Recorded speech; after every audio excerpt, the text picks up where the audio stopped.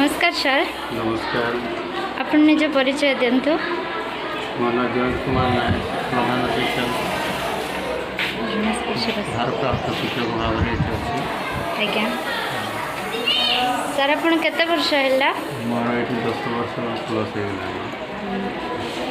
ए विद्यालय रे केते जन स्टाफ रहउचंती सर? आगे 4 जन थे, 4 जन जड़े गले 3 जन थे, बर्तमान 3 जन रिटायर्ड हो गले। प्रधान शिक्षक प्रतिमा देवी रिटायर्ड है बाद आ कौन शिक्षक किसी दि जाए ना, बर्तमान 2 जन अच्छे। आउ किछि शिक्षकंकर आवश्यकता रही सर? निश्चय रही आम लिखिकी दिएछु शिक्षक देवार लगी। आर मास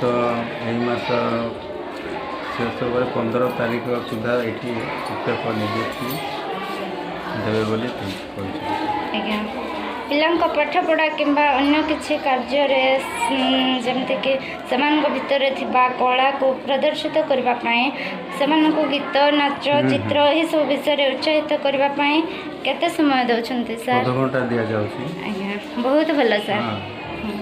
सरकार को द्वारा जो सब सुविधा सुजोग पिला ठीक पाई पारछंती सर? निश्चय पाउछंती।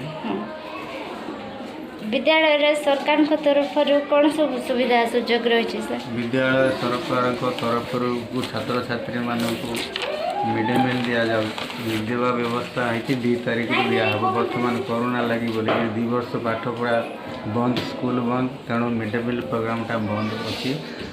बर्तमान 2 तारीख MDM रंधा तो ड्रेस जता सब तो सब दिखाई बहीपत्र सब पाई। आपण जेहेतु स्कूल प्रधान शिक्षक आपण निजको केते मात्रा रे गर्वित अनुभव करछन्ते? नहीं सेमती मु किछि गर्वित अनुभव करूना जेहेतु मु भारप्राप्त शिक्षक देना बोल कार्य चलुची जेकोसी विद्यालय इठी बोली ना जेकोसी विद्यालय जदि प्रधान शिक्षक ना सीनियर टीचर को भारप्राप्त हस्तांतरित कर गाँव उन्नति विद्यालय उन्नति पिलांक भविष्य आपण सहयोगिता बहुत ही गुरुत्वपूर्ण विवेचित योग्य सर। आपण कथा है कि बहुत भल लगिला। आपण हमको एते समय देथिबारु बहुत बहुत